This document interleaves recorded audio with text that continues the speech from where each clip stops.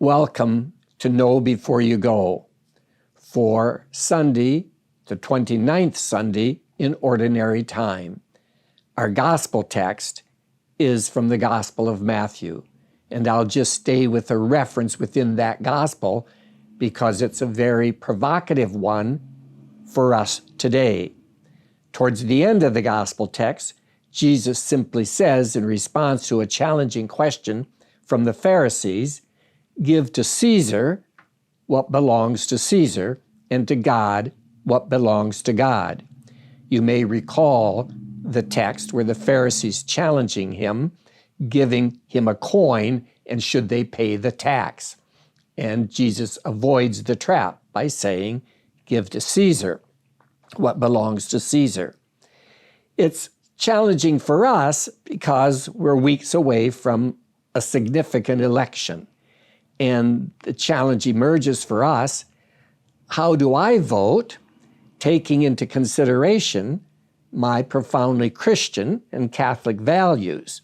What does it mean to give in to Caesar and ignore perhaps the requirements of the gospel? Or how do we be faithful to the gospel and yet remain, as the bishops will say, faithful citizens?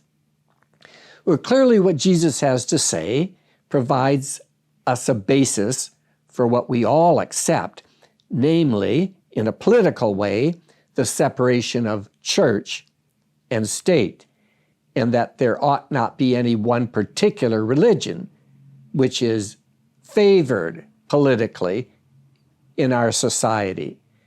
Separation, yes, of church and state.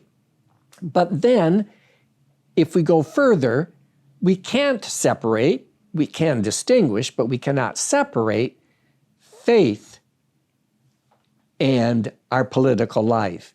In other words, faith, which calls to our mind significant moral values of justice, peace, concern for the poor, for the unborn, for the elderly. In other words, faith cannot be separated from our citizenship. So when it comes to an election, when perhaps most of us would say neither political party actually fully satisfies what we would like to see, knowing that we can't impose principles of our own Catholic tradition on the whole of society, since it's a pluralistic world in which we find ourselves, how do we yet be faithful in our own way to what is asked of us as Christians? In the end, and the bishops themselves and what guidance they offer us will have to say and do say that it comes down to what your own conscience is, to take a look at the wide variety of important values that confront us, and then on that basis, not to think, although perhaps we do at times, what is the lesser of two evils, but rather which man, which party might be able to do overall more good for the world. Which one, in bringing his gifts of leadership, will be more concerned about the common good than just his own individual good. In other words, although politicians naturally are always concerned about their own self-image, their own popularity, how they're perceived, do we see in one or other a greater, deeper, conscious adherence to moral values? It's the example that someone sets for us that we must also take into consideration. And so, we will all come, the bottom line, to different conclusions as to which candidate, which party might fulfill more readily what we think of as the gospel. But let us come back to what Jesus has to say. Give to Caesar what belongs to Caesar.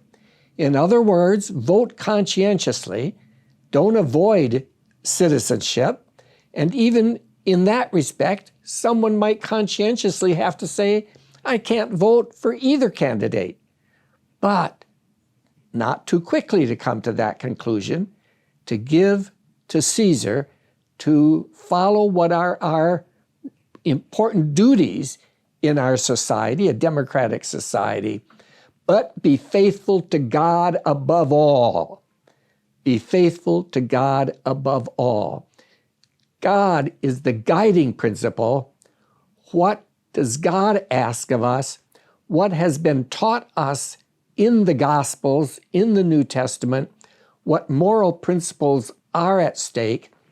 And then perhaps we might more easily be able to say that this person seems to be, for me, someone who embodies what God is asking of us. In other words, it may not help so much, but the question has been there, what would Jesus do? What would Jesus do? What will I do? Yes, we separate church and state, but we can't keep faith out of the decisions we make as citizens with respect to the future of our country in these difficult times. So we are left with a challenge and a question where we go as a country from here, but it's one that we should, with faith, be ready to accept. Thank you. God bless you and be with you as we go through these next several weeks.